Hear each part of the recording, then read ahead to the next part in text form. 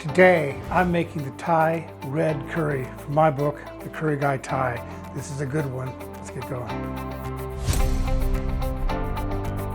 So this is a really easy one. I've got everything ready to go. I recommend you do the same thing. It's a lot easier if you have everything right in front of you when you're making a curry that's done this quickly. Now you could use a red curry paste, a good quality red curry paste.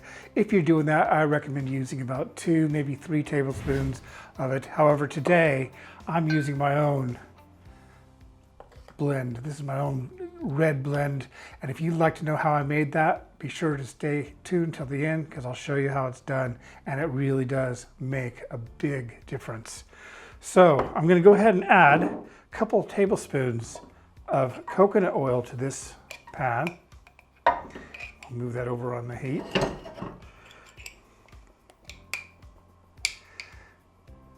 There we are. Don't need much. And I've got my curry paste here. So as soon as that melts, I'm going to go ahead and start frying off. Well, really what we're doing is we're frying off the rawness from the curry paste. And if you do stay tuned and watch me make it later, you'll see that I make it in a blender. In the book, I actually tell people to use a pestle mortar. But just pounding, it takes you a good hour to get it pounded into a paste. And although I do recommend doing so, if you're really trying to make a really fancy Thai meal, go for it.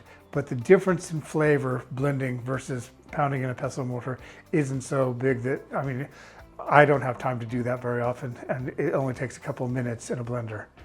Okay, so I've got my Thai paste there. I'm going to go ahead and add that now.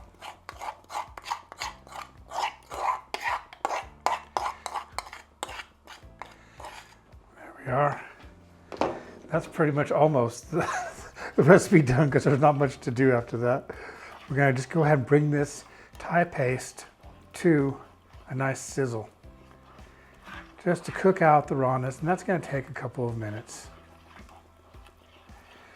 Now, while that's coming up to heat, I'll tell you a little bit more about what we have here.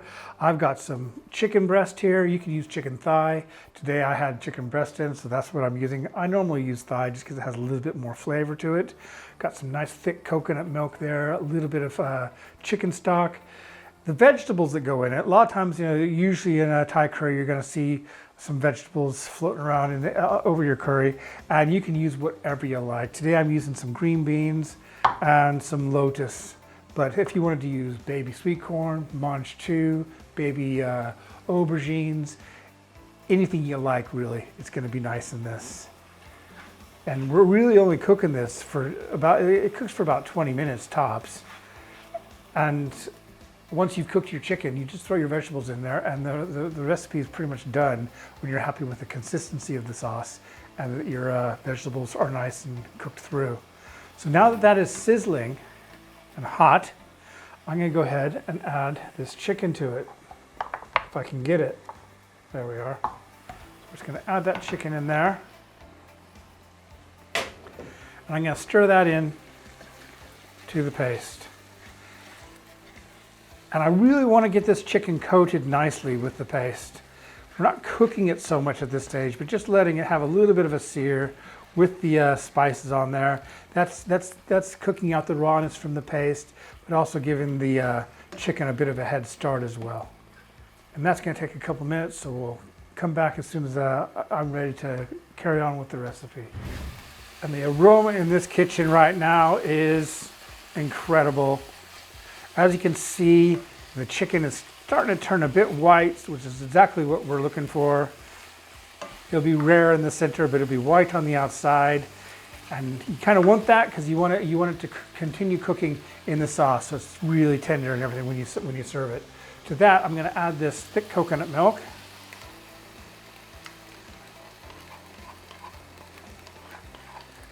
There we are. And Thai curries, unlike Indian curries, Thai curries are usually a bit soupy. You might have known that just from going to your local Thai restaurant. They're a little bit soupier than Indian curries. So I'm going to add a little bit of this stock as well, about 250 milliliters. And we're just going to bring that to a simmer. Let all those flavors get to know each other. There we are. But before it comes to a simmer, I'm going to go ahead and add the rest of the ingredients. So we've got our vegetables. This is a good time to add the vegetables, just because they'll cook about the same rate as the meat. So when the meat's ready, usually the vegetables are done. You need to be a bit careful there though, because I like my vegetables a bit crispy, not completely mushy and cooked through. But if you like to nuke your vegetables, well, you're welcome to do that. But just kind of think about when you're adding things, how you add them and when you add them. So if you like them really extra crispy, I'd recommend adding the vegetables a little bit later in cooking. But this is a good time for me to do it, so I'm going to go ahead and do that. Before I do that though, I'm going to add a little bit of sugar. So Thai curries, or Thai food really, is all about balance. You want to get those sweet, spicy, savory, and sour flavors exactly the way you want them. So I'm adding just about a teaspoon of palm sugar to that. If you don't have palm sugar, you can use a light brown sugar or even just regular sugar. And that's going to give it the sweetness, of course. And then to that, I've got some tamarind, a little bit of tamarind concentrate. I'm just going to add about a teaspoon of that. And also about a tablespoon. That's about a tablespoon. Yeah. About a tablespoon of light soy sauce. There we are. And the vegetables are now going to go in. I'm just going to add those. And some lotus. There we go. And I'm going to push those right down into the sauce, and we're going to bring this to a nice simmer. And I'm going to let it simmer for about 15, maybe 20 minutes. Really, it's ready when the chicken is cooked through, of course, and also you're happy with the consistency, which I say, as I've said, you want to make sure it's quite soupy. It's just so good with that jasmine rice when you pour it over there, and just so much gravy there to go with it. So nice. So I'm going to bring this to a simmer now, and we'll come back for a taste test. This is smelling and looking amazing. I'm going to do something which some people won't like, but I love it. I'm going to add about a half teaspoon here of MSG. That's totally down to you if you want to use it or not, but it really does intensify the flavors. So I like it, and it goes. Then this is also something that is optional, Chinese crispy chili with the oil. I like the oil on there. It just floats to the top and looks very nice. We'll stir all that in. And then to give it a nice salty flavor, because we haven't added any salt, I'm gonna give it a couple squirts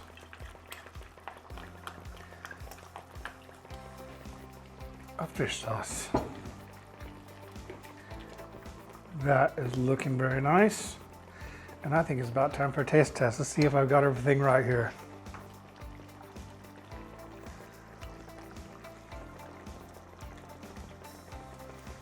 That is restaurant quality Thai red curry. I promise you, you're gonna like that. You make this, you make it with my curry paste, and you will not be able to tell the difference. In fact, you might just like it better. So thank you very much for watching. I hope you give this recipe a try. I hope you've enjoyed watching this video, and we'll see you next time. Thank you. If you love Thai food and want to take your cooking up a notch, this is the recipe to try. It's authentic, incredibly satisfying, and much easier than you might think. Give this a go. It is delicious. So would you like to see how I made that curry paste I used in the curry earlier? It's really easy. Obviously you can use this, use 2-3 tablespoons of shop-bought stuff, but this is gonna give it a completely different, just a better flavor, a more intense flavor. I'm gonna start this off by roasting about a teaspoon each of cumin and coriander seeds. And all we wanna do here is bring out the natural oils from these spices. And you'll know when that's happened, when it starts becoming a little bit fragrant and they're warm to the touch. That's all you need to do. It's gonna take you about a minute.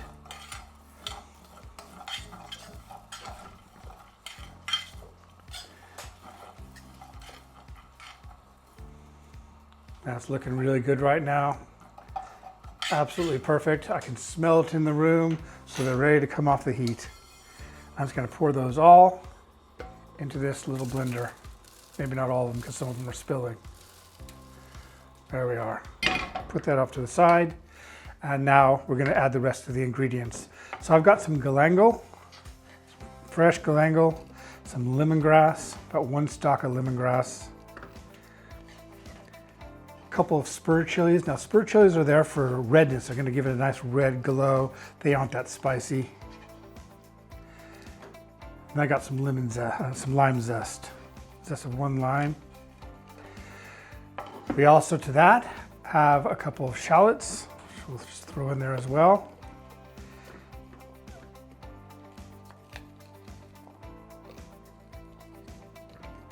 There we are. And some garlic. It's getting full there now. I'm gonna add a little bit of, this is a different ingredient. This is a shrimp paste. Doesn't smell very nice, but when it fries, it does. It smells and tastes amazing. So we're gonna put some of that in there too. And I'm just gonna push this down a little bit.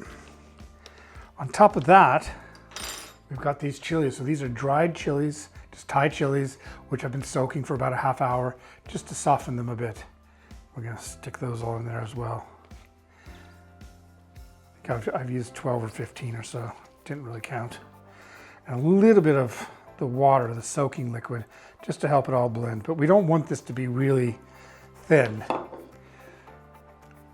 I'm also going to put in some coriander stalks. About that many, about 10 coriander stalks.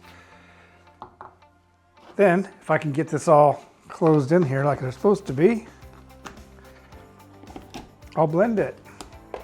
Got some white pepper to go in there as well. And we're just going to blend this now.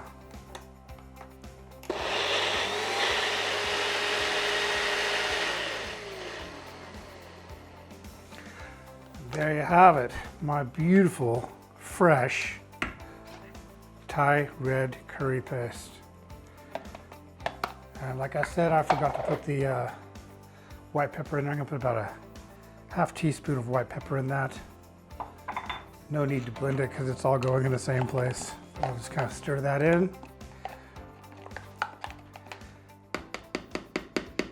And this, you can put in the fridge for about 3 days if you want to work ahead. You could also freeze it. So I make this all the time and I freeze it. Always have it on hand for a very quick dinner. And it's just so much better than anything you can purchase. So hope you've enjoyed this video. We'll see you next time. Homemade Thai red curry paste.